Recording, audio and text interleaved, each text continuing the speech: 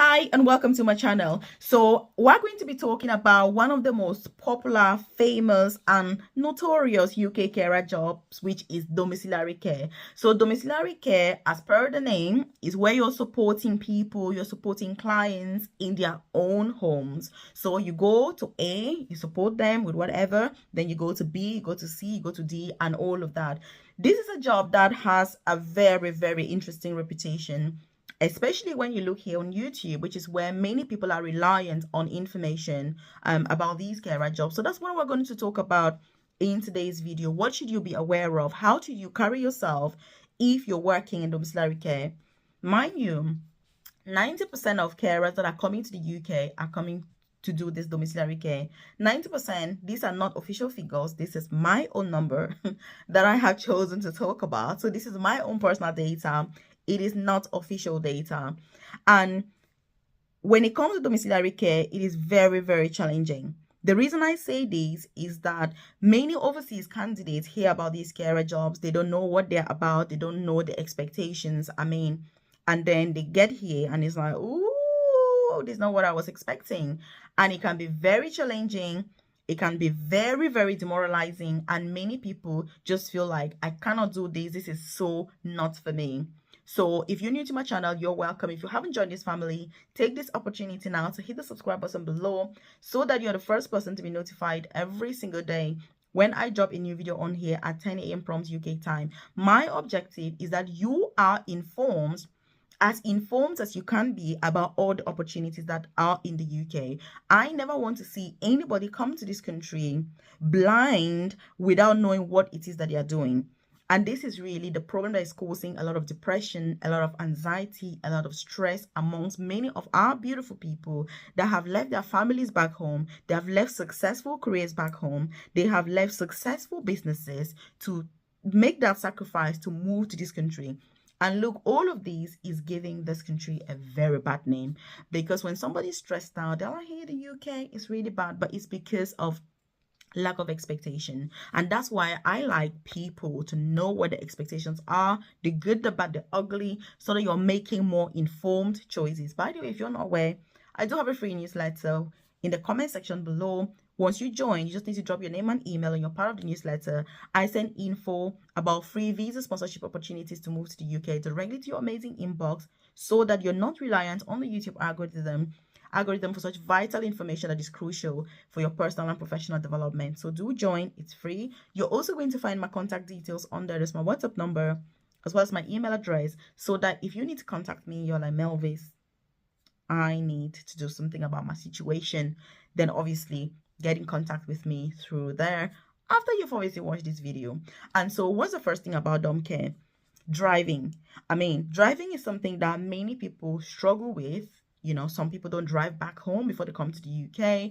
And if you say, do you drive? People are like, yes, I do drive. Some people get to the UK, they've got driving anxiety because they drive on the opposite side. I don't know whether it's left or right, but on the opposite side than most countries. And it can be very challenging.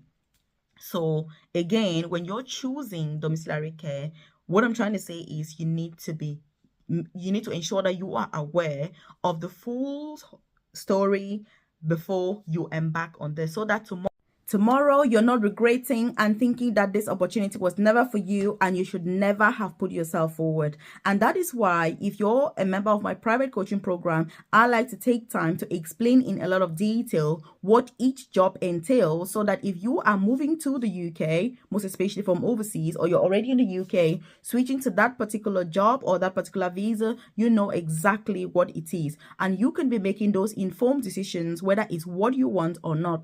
One thing you need to think about is also your lifestyle, your family situation.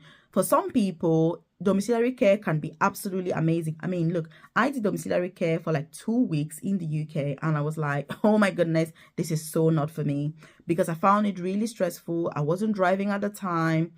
It was just like not for me. But I know people that are in domiciliary care and they're like, hey, they can pick and drop their kids when they can, you know, especially when it's localized and the company that you're working for is really organized and they give you shifts within the same locality where you live. It can be very, very good. But the problem is that many of these companies are very disorganized, and you end up with candidates that are leaving the house at 6 a.m., returning at 11 p.m., and they're only being paid for 3 hours. I don't think this is acceptable. I don't think this should be going on in a so-called civilized country like the UK. I don't think this is fair. I don't think this is humane. I think that is something that should absolutely be discouraged. But the good news is that the Home Office is really on it, and so many companies are losing their licenses if they are not following the rules or doing things the right way. I don't think this is where it should get to, but I think that something definitely needs to be done. And so if you're watching this and you're in domiciliary care, take heart. It's not easy. If you see that it's not for you, there are other options. You can move to a care home, for example. You can move to a private hospital, or you can move to the NHS, which ultimately is going to give you access to some of the best opportunities anywhere. So don't be disheartened. It can be very, very time consuming. It can just consume your whole life. Like some of the companies even, you don't even have any off duty. Like you just sat at home. They're like, hey, Melvis, you're working tomorrow. And I mean, why are people doing that? It's not acceptable. I understand that all our patients, all our clients need support. They need carers. They need us to look after them. But I think that some of the companies make it really difficult for the candidate. And so domiciliary care can then become more like a chore, rather than being enjoyable, which is really what it should be about. And obviously this does have an impact, on patients, and that's not fair, because if you're having carers who are just coming to work, they're unhappy, they're just like uneasy, they hate what they're doing, and maybe they're just doing it because that's what is keeping them in the UK, for example, it's not really a good position to be in. So please, if you are getting into this, have the real expectations. I think it's good for exposure, it's good for experience sake, it's good for introduction, but I don't really think it's a long-term thing that somebody can do, because it's very, very challenging, and it just really absorbs everything that you have.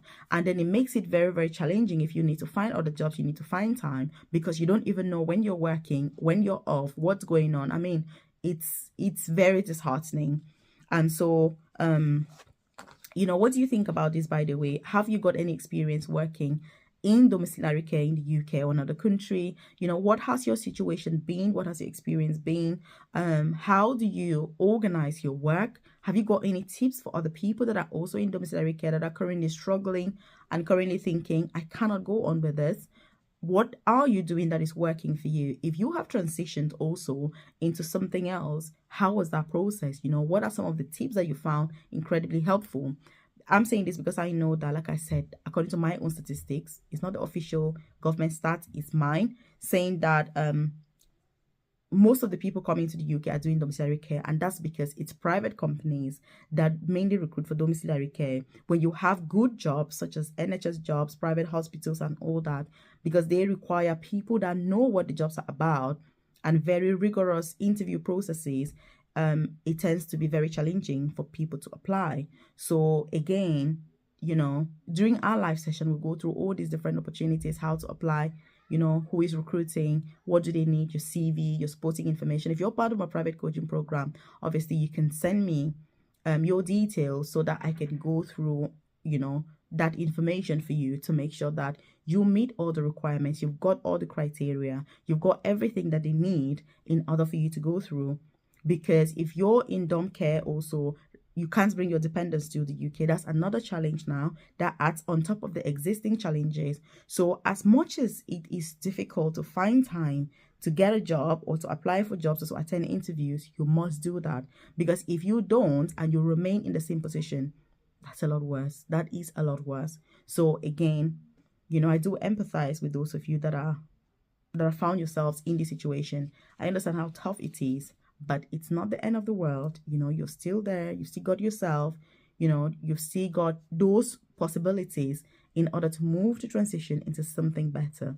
So if you need to contact me, you need one-to-one support, you need tailored guidance, check the comment section below. You're going to see my contact details on there. I've also shared extensive videos on here about different opportunities within the NHS that you can apply for, both clinical and non-clinical, so that you can pursue those opportunities. If you check the description box as well, you're going to see lots of free resources that I've dropped on there for you interview preparation tips, whether it's junior, senior positions, healthcare, pathways to get into nursing, other opportunities. There's quite a lot involved. And so I do this so that you have access to those opportunities and you can put yourself forward. So if you haven't joined this family already, hit that subscribe button so that you're the first person to be notified every single day when I drop a new video on here at 10 a.m. prompt UK time. I'm going to link this up with more opportunities in the UK so that you can put yourself forward, apply, and be successful.